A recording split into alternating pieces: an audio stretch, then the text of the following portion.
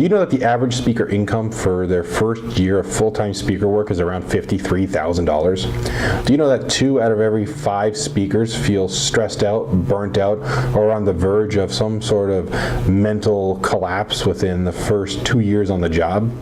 Do you know that speakers who wear colored socks actually show more job satisfaction than those who wear white socks or black? So colored socks being yellow, brown, red, whatever.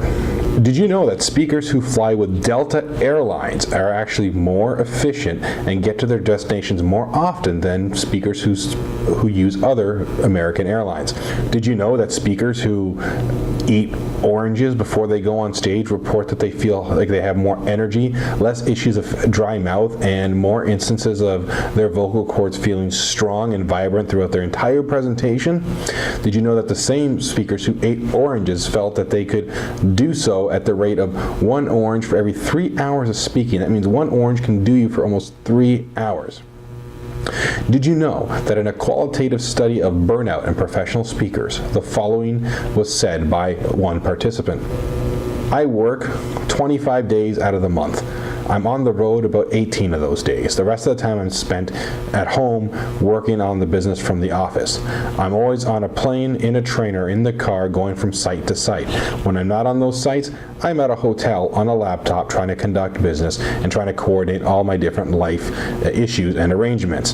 This has been very stressful for me. I have seen my marriage suffer, and I don't see my kids anymore. When I am home, I'm very tired, and sometimes work still creeps into my home life for the very few days that I have off. Did you know that the burnout rate of professional speakers is about 78% within the first year and 95% within the first 5 years, meaning that more than 95% of speakers don't actually follow through with their dream after 5 years. In case you haven't figured it out by now, we're talking about statistics and conference presentations in today's lesson.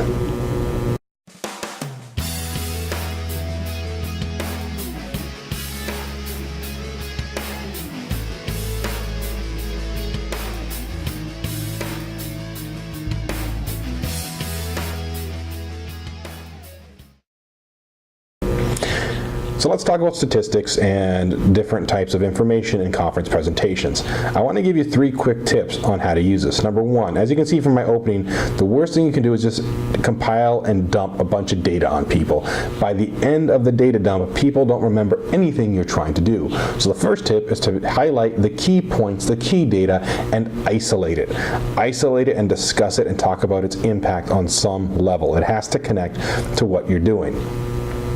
If you have a lot of interesting data points, at least put them on a different slide in PowerPoint. Again, separate them, isolate them. Instead of putting them on a slide with 5 or 6 other facts, separate them out, get to the point. Number 2, if you're doing qualitative research, if you're quoting people, keep the quotes short and snappy, or allow people to read the quote, but do not read the large quote to the audience. In most cases, it's not going to work. Reading from PowerPoint slides in general should be frowned upon. Reading really long quotes, just not a good idea.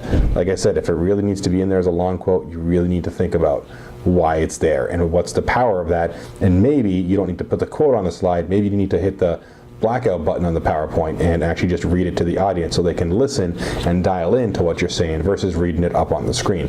So make a choice. Third suggestion I have for data and PowerPoint presentations is simple. Be selective of what you put in.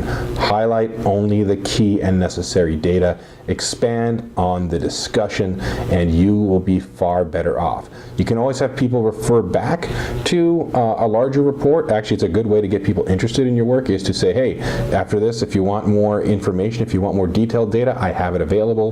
Give me your card. Here's the list. It's going around. Please sign up for my newsletter. Please sign up for my email list, and I will get you that information. It's actually a good way to hook people in, but you don't want to dump so much data on them all at once to the point that they're going to tune out. You want to basically build more interest, and the best way to build interest is to select a few points and refer back to the larger data set and use that as a way to hook people in for further discussion or to generate a list or whatever you're going for.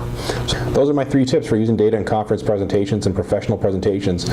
If you like this video, please subscribe to my YouTube channel. Leave a comment in the box. I always like to discuss things and answer questions there. And of course, subscribe to my weekly public speaking newsletter where I give you public speaking tips, tricks, and drills. Until next time, this is Paul Artale saying, keep speaking.